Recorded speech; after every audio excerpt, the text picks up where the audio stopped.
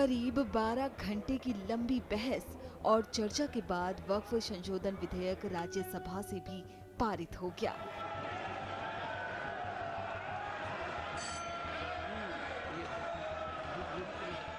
Bill पर सत्ता पक्ष और विपक्ष की चर्चा आधी रात के बाद तक चली।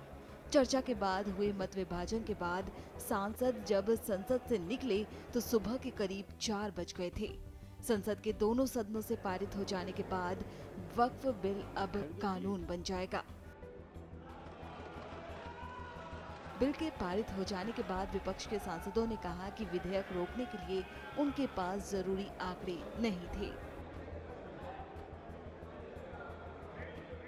बहुमत में होता है उनका तो बिल पास ही हो जाता है। इसी संसद ने फार्म लॉज भी पास किए थे। बड़ी लंबी बहस हुई, बहुत मीनिंगफुल कंट्रीब्यूशन विपक्ष ने भी किया। सत्ता पक्ष के साथ दिक्कत क्या है ना, जो कि मैंने अपनी बातचीत में भी कही कि बहुमत आने का मतलब नहीं है कि हर चीज का ज्ञान आप ही को है। एक संजीदगी, एक बड़ा हृदय दिखा करके आप पूरे डॉग विसिल को आधार बना करके जो करने की कोशिश कर रहे थे वो कतई उचित नहीं था। फिर भी आपने संख्या बल अर्जित करने की कोशिश की, हालांकि वो भी बहुत अच्छा संख्या बल तो राज्यसभा में नहीं है अगर वो इंट्रोस्पेक्शन करें। लेकिन हम ये कहेंगे कि अभी भी लोगों के अंदर जो मन में असंतुष्टि है नागरिकों को, अगर उसको दूर नहीं किया तो इसका हश्र फार्म लॉज की तरह ना हो। आज बाबा साहब डॉक्टर भीमराव अंबेडकर के संविधान की हत्या की गई है, लोकतंत्र की हत्या की गई है और एक गैर संवैधानिक बिल संख्या बल के आधार पर पास किया गया है। आम आदमी पार्टी ने इसका विरोध किया। ऐसे ऐसे प्रावधान इस बिल के अंदर हैं जो अपने आप में बड़े हैरान करने वाले हैं। 5 साल तक जो मुस्लिम धर्म के रीति रिवाजों को मानने वाला व्यक्ति होगा, सिर्फ वही दान कर सकता है। इसमें इस बिल के अंदर ये कहा है कि आपको 6 महीने तक रिकॉर्ड देने पड़ेंगे अपने जमीनों के, जबकि आप खुद कह चुके हैं सुप्रीम कोर्ट में कि आप 99% जमीनों को डिजिटाइज कर चुके हैं, ऑनलाइन कर चुके हैं, बावजूद इसके आप ये प्रावधान लेके आते हैं।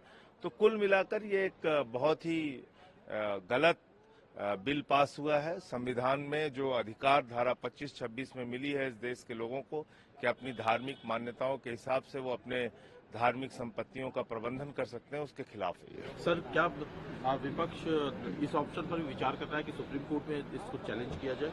अब अभी तो आगे की क्या रणनीति होगी वो बाद में बताएंगे। हमारा विचार है कि ये पोलराइजेशन के लिए, समीकरण बनाने के लिए, अपनी असफलताओं से ध्यान हटाने के लिए आज बहुत साफ हो गया। जिस तरह वो बोल रहे थे, सत्ता पक्ष अपनी बात रख रहा था तो उसके इरादे नेक नहीं है।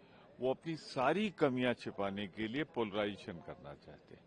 तो ठीक बात है, हम इसे जनता की अदालत में ले जाएंगे, हम अदालत में ले जाएंगे और अगर सत्ता में आए तो इसे बदल देंगे। इसमें कोई गलत बात तो है नहीं, क्योंकि ये हम गलत मानते हैं, इसलिए हम इसे चाहेंगे कि बदल जाए। संख्या बल निश्चित रूप से जो है सत्तारूढ़ दल के साथ था तो बिल पारित हो गया, लेकिन अपोजिशन ने अपनी बात रखी। पूरा दिन 12 घंटे से ऊपर बहस चली, सबने पूरी अपनी बात रखी और डिवीजन मांगा। उस आधार पर जो है वोटिंग करा के और तब बिल पारित हुआ। तो ठीक है, विपक्ष ने अपना दायित्व पूरा किया। सर, एक सरकार की जो बार बार दलील है, एक तर्क है कि कहीं भी रिलीजियस प्रैक्टिस में कोई दखल अंदाजी नहीं है इस बिल के जरिए। आपको क्या लगता है कि देखिए, वो कह तो रहे हैं, लेकिन उसमें जो अगर उसके प्रावधानों में जाओ जिसमें संशोधन दिए गए थे तो इसमें इस तरह की बातें हैं जिनको लेकर विपक्ष को आशंका थी। सर, क्या सुप्रीम कोर्ट में चैलेंज किया जाएगा इस बिल? नहीं, ये तो फिर आगे जो भी, अभी तो संसद का जहां तक मामला है तो उसमें जो विपक्ष अपनी भूमिका निभाई पूरी एकजुटता के साथ निभाई।